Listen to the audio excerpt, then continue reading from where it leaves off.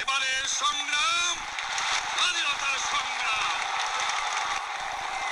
আর যদি একটা গুলি চলে, আর যদি আমার লোকের উপর হত্যা করা হয়, তোমাদের উপর কাছে আমার অনুরোধ রইল, প্রত্যেক ঘরে ঘরে তুর্ক করে তোলো।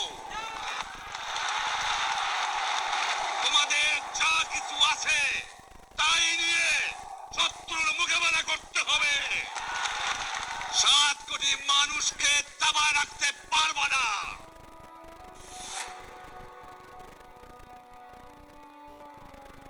This National Martyrs Memoriam, which stands proudly at the heart of the nation's capital, Dhaka, is a stark reminder of the blood-soaked birth of a populous nation 5 decades ago.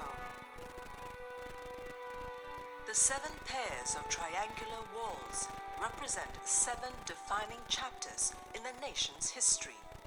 The traumatic past is also etched on the marble slabs at Dhaka University that pay homage to the creme de la creme of Bangladesh society. The names include politicians, activists, professors, journalists, artists, doctors, intellectuals, students, and all those who dreamt of a modern, equal, and just society. They, however, did not live long enough to tell the tale, following one of the worst genocides the world had ever seen. But how and why did it happen? In 1947, it marked the birth of 2 independent nations, Pakistan and India. Pakistan celebrated its independence on the 14th of August 1947, while India marked its Independence Day on the 15th of August. The new nation of Pakistan, however, was split into 2 enclaves, West Pakistan and East Pakistan. And soon, the struggle for power between the 2 political forces ripped the country apart. In 1970, a fierce contest was brewing between the Awami League, an East Pakistan-based party led by Bangladesh's founding father, Sheikh Mujibur Rahman, and the Pakistan People's Party of Zulfikar Ali Bhutto in the Western Enclave. Sheikh Mujibur Rahman, who was then campaigning for more autonomy for East Pakistan, won the general elections in Pakistan with an absolute majority of 161 seats, all of which were in East Pakistan. The Pakistan People's Party, on the other hand, secured only 81 seats, all of which were in West Pakistan. Bhutto, however, refused to form a government with the Awami League, led by Sheikh Mujibur Rahman. Protests then erupted across East Pakistan. In March, as the protests intensified, the military launched a brutal attack on civilians to stem the growth of nationalist sentiments there. And that triggered an all-out civil war. Millions were killed, and East Pakistan was forced to separate from the West. অগণিত tank এবং কামানের গোলা, ট্যাঙ্কের গোলা, tank এগিয়ে আসলো। রাস্তায় যেটা আমরা ব্যারিকেড দিয়েছিলাম, হাজার হাজার শ্রমিক এবং আমরা ছাত্র যুবকরা সেগুলোকে ভেঙে তারা বেরিয়ে গেল, তছনছ করে দিল। এবং সেই সময় রাস্তার 2 পাশে যে দোকানপাট ছিল, তাদের কর্মচারীদেরকে তারা এই রাতের অন্ধকারে হত্যা করেছে, বিশ্ববিদ্যালয়ে তারা হত্যা করেছে, তারা বাড়িঘর আক্রমণ করে হত্যা করেছে, তারা রাজারবাগ আক্রমণ করে পুলিশ লাইন একেবারেই প্রায় নিশ্চিহ্ন করে দিয়েছে। এবং আমাদের ইপিআর, ইস্ট পাকিস্তান রাইফেলের ওখানে আক্রমণ করে ইপিআরের ওখানে শত শত সৈনিককে মেরেছে, পুলিশ শত শত পুলিশকে মেরেছে, হাজার হাজার মানুষকে মেরেছে 25 মার্চ রাতে ঢাকা শহরে। সুতরাং তারপরে পাকিস্তানের সাথে আর কোনো রকম সমঝোতার সুযোগ আমাদের ছিল না। The anticipated military action had cast a pall of gloom throughout the day over Dhaka University, the country's premier seat of learning. Professor Muni Razaman, a respected teacher in the university's statistics department, wrapped up his work early and returned home in the residential quarters on the campus. Muni Razaman's son, Zakaria Masood Abu Musa, can still recall the macabre events that took place that night, as if it was only yesterday. আর্মিতে তিনটে group এসছে। একটা group ছিল হচ্ছে commando group. Commando group হচ্ছে তারা হচ্ছে পুরো ঢাকা শহরে কোথায় কি হবে, কোথায় গণহত্যা হবে, কোথায় আক্রমণ হবে এই করেছে। দ্বিতীয়টা হচ্ছে আক্রমণ করেছে, তৃতীয়টা হচ্ছে আমাদের রেসকোর্স ময়দানে ক্যাম্পে ওরা অপেক্ষা করেছে।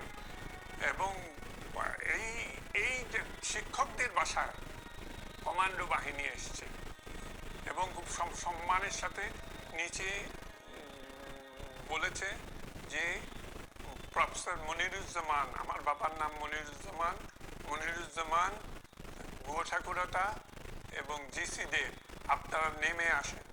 তিনবার বলেছে, একবার উর্দুতে, একবার ইংলিশে, একবার বাংলায়। বলার পরেই ওরা সোজা উপরে তিনতলায় চলে আসছে। তিনতলায় এসে লাথি মেরে দরজা ভেঙে ফেলছে।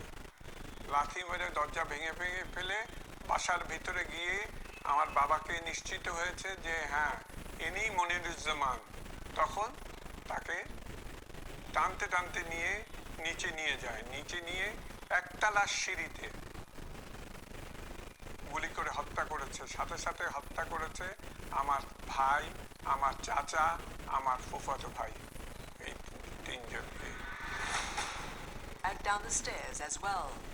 He was asked to identify the house of Professor Guha Thakurta. আর আমি বললাম যে গুহ ঠাকুরের বাসা আমি জানি না, কারণ যেখানে আমার বাবাকে মেরে ফেলছে, আমার ভাইকে গুলি করেছে, আমার চাচাকে মেরে ফেলেছে, সেখানে ওদের কথা আর ওদের কথা বুঝতামও না ঠিক মতো উর্দুতে। যখন বলেছে আমি জানি না, তখন আমার পাঁজরের এখানে একটা বাড়ি মেরেছে। বাড়ি মেরে তারা চলে যায়। গিয়ে জিসি দেবকে গুলি করে হত্যা করেছে। After 9 months of killings and fierce resistance, the war was ending. It was December 1971. There was an air of expectancy and relief as Dr. Alim Chowdhury and his wife Sharmoli walked out to the balcony of their modest home in Dhaka. They could see Indian fighters bombing Pakistani positions on the outskirts of the city. India was then providing support for the East Pakistan Liberation Movement as millions of refugees from East Pakistan crossed into India. But the horror that engulfed their home that evening tore apart the family forever, recalls Dr. Chowdhury's daughter, Professor Nuzat. It was on the 15th of December 1971, a day before we won our victory, a day before surrender of the Pakistani army. It was in the evening. My parents were in the balcony watching the Indian MiGs bombard the pockets of Pakistani strongholds still there in Dhaka city. And my father was so happy. He's saying that, you know, Bangladesh is going to be free. Those who do still think that Pakistan is a reality are living in fool's paradise. He was saying that. And at that moment, a microbus came. It was laden with mud. It was covered in mud, and it stopped in our house. Just on ground floor, Al-Badr Maulana Mannan used to reside. These men, they were Bengalis, wearing a militia dress. They came in, went into his house. They stayed there for 45 minutes or so, and then they came up and knocked our door. And my mother asked my father, what do I do? He said, open the door. And they came in, asked my father's name. My father said his name, and then they said, you have to come with us. And as he was going down the stairs, they blindfolded him with a gamcha, you know, a piece of cloth, and was dragging him to the car. The next day, 2 young men turned up at the Chowdhury residence. They were looking for the men who had taken Dr. Alim away. They promised revenge. On the 16th of December, 2 Muktijoddhas came to our home and they were saying, where's that criminal who killed Alim Bhai? So that's when my mother first heard that maybe my father was killed. You know, the tragedy of the whole thing is beyond belief. Professor Nuzard, who was in her infancy at the time of the killing, has followed her father's footsteps, becoming a renowned eye specialist in the country today. She is busy until late at night treating patients. But even 50 years after the gruesome tragedy, she can't come to terms with the fact that her father, a top eye surgeon and an intellectual, could be murdered in cold blood. So they were well known, they were revered, they were respected. It is unthinkable that a doctor will be killed. What we heard from others later is that all the intellectuals were taken to very close by Mohammadpur Physical Training Institute, which is still there. They were kept there, tortured, and then in the morning they were brought here, and then they were killed. Probably that's the same thing that happened to him. The mutilated body of Dr. Chowdhury, a former registrar at St. James Hospital in London, was found at a place that has been turned into a memorial in Dhaka. But his body was recognizable because he was picked up late on the 15th of December. So it was clearly recognizable, although mutilated.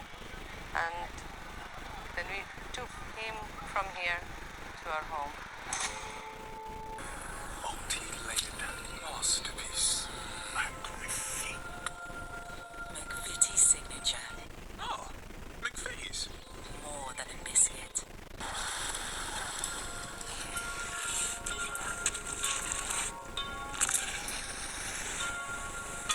So smooth, fast, reliable. Virgin Media awarded best broadband experience. The region where Bangladesh is located can be traced down to the times of Mahoma himself, hence the Arab trade routes. Traders were not necessarily missionaries, but indeed helped in putting Islam on the map when going east, even setting their own communities near trade posts in the south of the Delta. But despite traders being the first Muslims to reach Bengal, Islam would only predominate in the region by conquest. Since the beginning of Islam, Muslim conquerors were responsible for a swift expansion process that would lead them from the Middle East to go west to the north of Africa and up to the Iberian Peninsula and Sicily. But despite their conquests in Western and Central Asia, they were unable to successfully penetrate into the Indian subcontinent for many centuries. Reaching Bengal in particular would take Muslim faith 600 years. The Muslim conquest of India began in the 10th century, concretely with the Samanid military commander Alp Tejin. At the surface of the Samanid Empire, which at the time occupied a large part of the Persian region, Alp Tejin was a slave soldier, or Mamluk. Mamluks were common in Muslim warlords' culture, as their army of great importance for Muslim territorial expansion. At the same time, the fact of being slaves didn't mean that they were limited to a life of service as low-rank individuals. There are multiple examples of Mamluks that achieved power positions in the military and political life. This was the case of Alp Tejin. Of Turkish origin but of Persian and Muslim upbringing, he rebelled against the Samanid and formed a kingdom of his own in Ganza, now Afghanistan, in 1962. Alp Tejin died the next year and was succeeded by his son Sabuk Taijin, who became the founder of the Ghazvanid dynasty. The southern Hindu Sahi dynasty was reluctant of a Muslim kingdom so close to their domains and wasted no time in attacking them. Your personalized home insurance deal's already done for you. Of Persian and Muslim upbringing, he rebelled against the Samanid and formed a kingdom of his own in Ganza, now Afghanistan, in 1962. Alp Tejin died the next year and was succeeded by his son Sabuk Taijin, who became the founder of the Ghazvanid dynasty. The southern Hindu Sahi dynasty was reluctant of a Muslim kingdom so close to their domains and wasted no time in attacking them. The war between these two kingdoms lasted for years. In this conflict, the Sahi dynasty was able to convince his fellow Hindu warlords of the danger of the Ghazvanids and of forming a confederacy for fighting together against the Muslim threat. Mahmud, Sabuk Taijin's son, defeated this alliance in 1008, expanding their kingdom to Lahore, now Pakistan.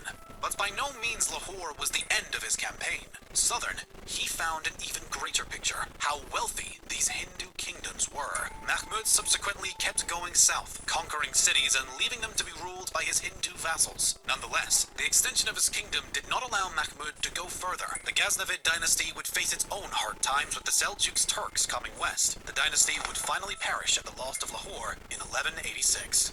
Behind Ghaznavid's defeat was the Ghurid dynasty. The Ghurid had converted from Buddhism to Islam at the beginning of the 12th century. After taking Lahore from them, they moved to northern India against the then-ruling Sena dynasty. It would be Ghurid general Muhammad bin Bakhtiyar Khalji who would conquer Bengal in 1204. As the former Alp Tejin, Khalji was a Mamluk of Turkish origin. The story tells that he captured West Bengal Nabadvip, the capital of the Hindu Sena dynasty, only backed up by 18 cavalry soldiers. In 1206, with the assassination of the Ghurid emperor, his territory was divided among his generals. Khalji then established his own Mamluk dynasty and his Delhi Sultanate. In its more than 3 centuries of existence, the Muslim Delhi Sultanate would have 5 different dynasties, firstly Turkish and later Mongol, and would eventually cover a great deal of India's territory. This is when the lasting development of Islam in Bengal began. Before Islam, since ancient history, Buddhism was the main religion in Bengal, as well as Orthodox Hinduism, which was also the religion of the former Sena dynasty. Bengal was not directly affected by the then Buddhist Mongol Empire attack on West Asia, yet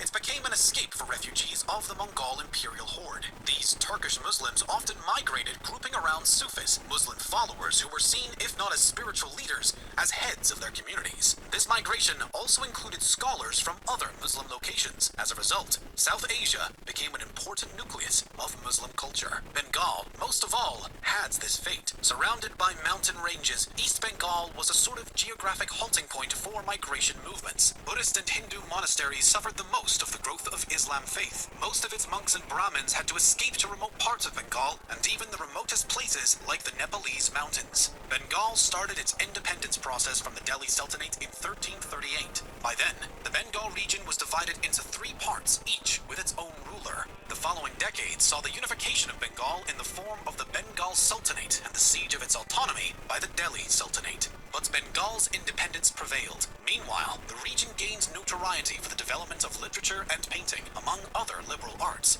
But also, the Muslim population began to outgrow the rest of the religious groups. This process had its peak in the 16th century. In 1576, the Sultanate of Bengal succumbed to the Muslim Mughal Empire, which in 1610 founded Dhaka as the provincial capital of the empire. Still, the Bengali region remained somewhat independent and went under a great social and economic transformation thanks to the agricultural rush. Since before the 15th century, the Bengal rivers started to suffer a great transformation that ended in the main course of the Ganges connecting to the Padma.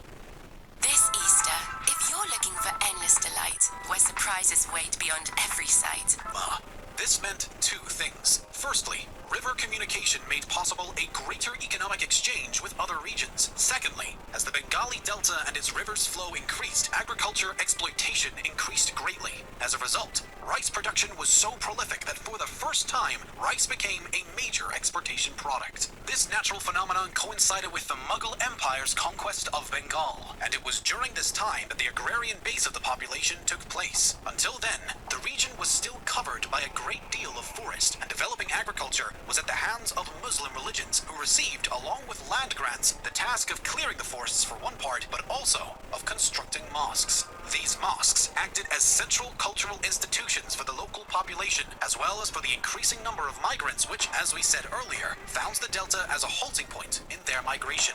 In this sense, Islam's greatest development in Bengal occurred on par with its economic development, to the extent that the very act of cultivating was and continues to be seen as bearing the transcendence of a religious act.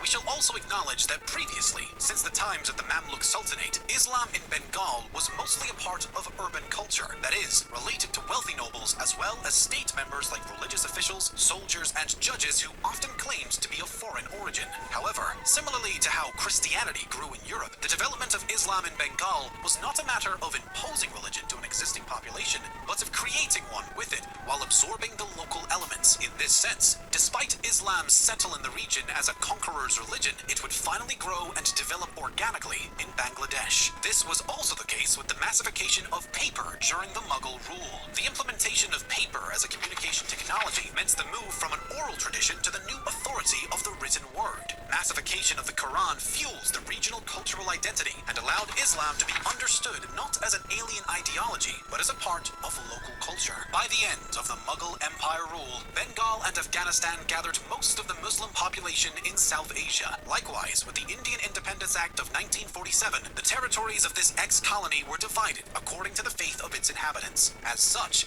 Pakistan was born as a country that also included the Muslim population on the other side of India, now forming Bangladesh, which finally became independent from Pakistan in 1971.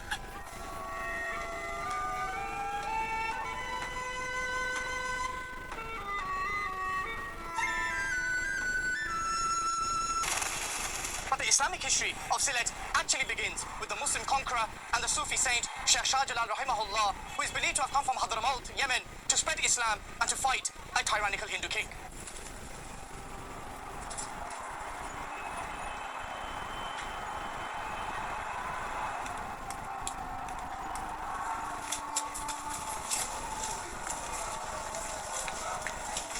Right behind me is where Sheikh Shah Jalal is buried.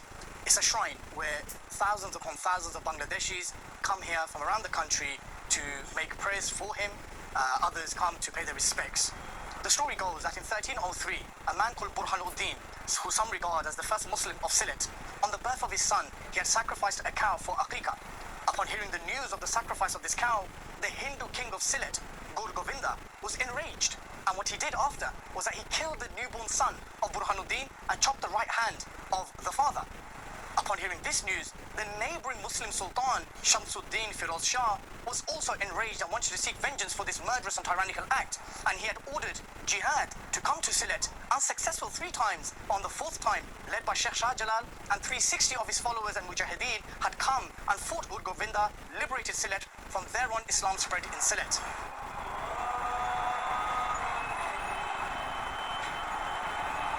Once Islam had established in Sylhet and was spreading around the region, there are historical testimonials by the famous Islamic historian and traveller Ibn Battuta, who came from the Maghreb.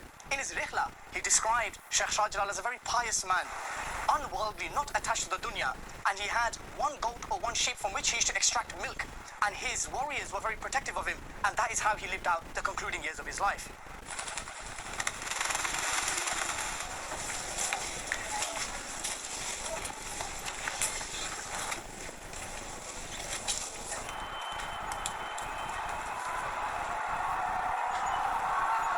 So how does the story of Sheikh Shah Jalal and the Islamic conquest of Sylhet relate directly to me? So in Bangladesh, there are various tribes and castes. There's Chaudhry, there's Pathan, there's Sayyid, and there's Sheikh Bongsho. Sheikh Bongsho are those who trace their lineage back to Sheikh Shah Jalal and his 360 companions and mujahideen. My village, Faridpur in Al-Bazar, is named after Sheikh Farid Al-Ansari Al-Yemeni, from whose lineage I trace my family back to, our Muslim lineage, and he's buried right here. When you speak to people who come from Sheikh Bongsho, they are pretty much conclusive that Sheikh Shah Jalal and his companions actually came from Hadramaut in Yemen. And to my left here, you'll see my village masjid. MashaAllah, it is a very beautiful masjid, and it is very common for British Bangladeshis who originate from Sylhet, with the money that they have earned, that they contribute towards the building of masajid in their respective villages and unions. And this is one which my father, my uncles, my grandfathers, and my extended family and kin have all contributed towards, both from Britain and here, to build this masjid in Faridpur. So to understand a bit about the British colonial history and what role Sylhet played in terms of the partition period, I have a very special guest. In fact, the only guest that actually features in this documentary, very close to home, literally at home, and that's none other than my older brother, Mohammed Iqbal. Bye, Assalamualaikum. What's happening? Alhamdulillah, fine, how are you? I'm good, bro. Tell us a bit, because I know this segment of history is one of your passions. Tell us a bit about Sylhet during the partition period. Well, Sylhet was a part of Assam province. It wasn't originally part of the partition of Pakistan and East Bengal. Now, Sylhet division had a referendum in 1947, the same year. This was between June and July. And it's very critical because, alhamdulillah, now Sylhet is obviously a part of Bangladesh, which at that time was East Bengal, and then the name obviously was changed to East Pakistan. Now, that referendum that was in June, July, it was 56% to 44% in favour of to be part of East Bengal. So East and West Bengal were going to be split between India and Pakistan? Well, the original name was Pakistan, and it was East Bengal. Later on, the name became West Pakistan and East Pakistan. Achha. In the matter of, say, about 6 months or so, the official name was just changed to West Pakistan, East Pakistan. Okay. And in August, when the Radcliffe Line was drawn, it was on 12th of August, which was published, We actually lost about 3.5 thana in of Sylhet, which went to India. So when that line was drawn in 12th of August and was published, 3.5 thana was lost, and one of them was Karimganj. That's crazy. So we nearly became part of India. Yeah, it's very, very close, alhamdulillah, because originally that was not part of the partition, so Sylhet required a separate referendum. Now, our trips weren't planned together. What were you up to? Yeah. Well, I came a day before you, and obviously you had a lot of work in Dhaka, and alhamdulillah, I've been with you as well, been with you during this trip. And obviously we've got our own initiative, which we do a lot of work in the rural area. That was our slum initiative. We've got many projects going on, from helping the local peoples with water pumps, repair of roads, tin sheets, helping out with irrigation facilities and so on. And this is entirely local to our union, right? Yeah, this is just for our union, Allah Bazaar. Have you had anyone from outside the union coming for help? Yeah, we've had people coming from, from Tetli, from Jalalpur, from also some of the other unions that are neighbouring us, and they want help. But at the moment, it's just specifically for the people in this union, Allah Bazaar. Love, my bro. Jazakallah khair. Student-led protests, the toppling of the government, Prime Minister Sheikh Hasina fleeing to India, and the formation of an interim government. Bangladesh experienced all of this in just 1 week. What began as celebrations quickly spiraled into violent unrest, with rioters targeting supporters of Sheikh Hasina's Awami League and religious minorities. Local activists have reported over 200 attacks on minorities, especially the Hindu community.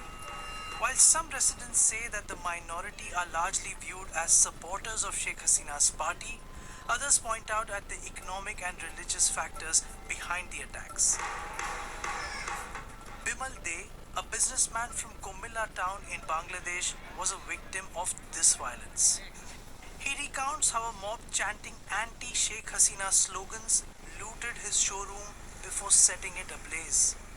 এই দেশে হিন্দুর কারণেই আসলে আমরা এই অবস্থাটা হয়েছে আর কি। যদি আমরা হিন্দু না হইতাম, আমরা হিন্দু গ্রহণ করে বাংলাদেশে জন্মগ্রহণ করাটাই আমাদের হয়তো ভুল হইতে আর কি। আমি আর কোনো কার কাছে বিচার দিব, আমরা তো এই দেশে প্রতিবাদ করতে পারবো না।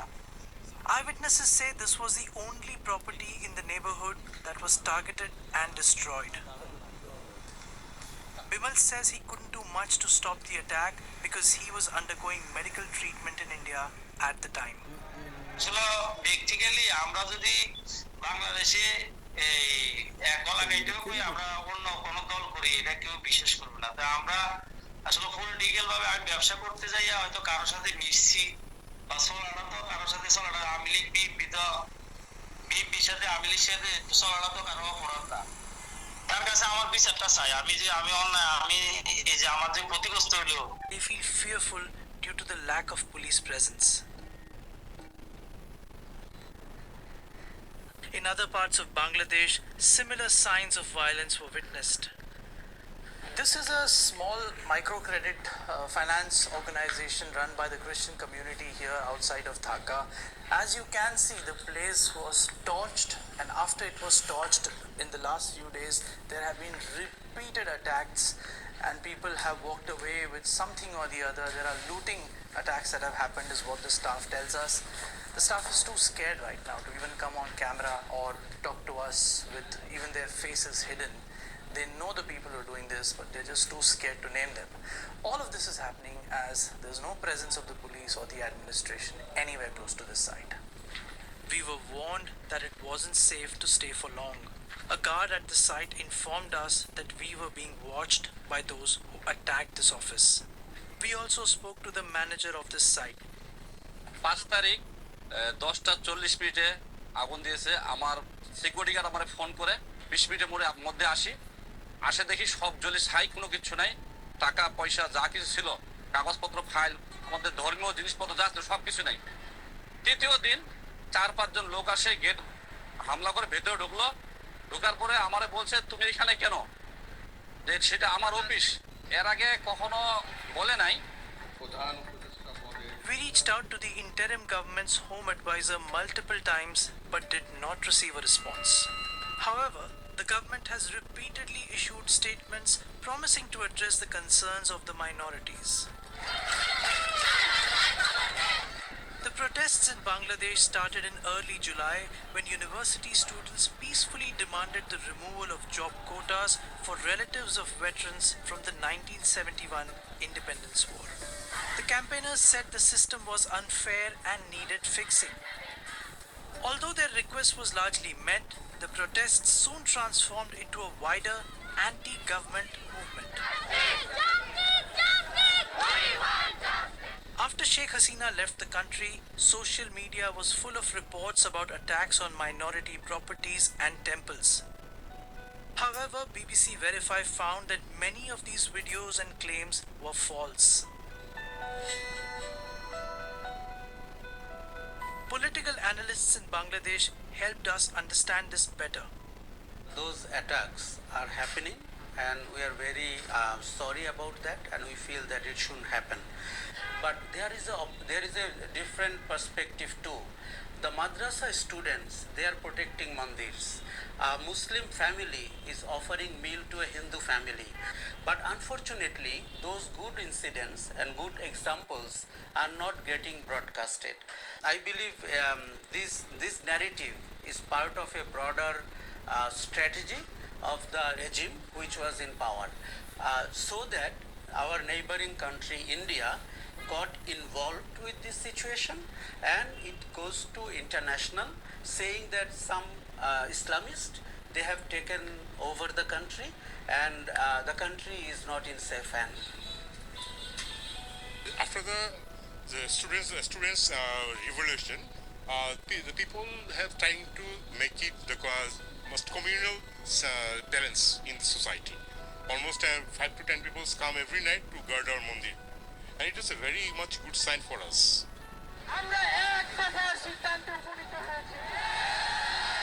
Since Bangladesh's creation in 1971, the country has oscillated between those who promoted secularism and others who pushed for a more hardline Islamic approach. Today, both these values, secularism as well as Islam as the state religion, are enshrined in the constitution. The violence, although somewhat contained for now, will continue to pull these apart.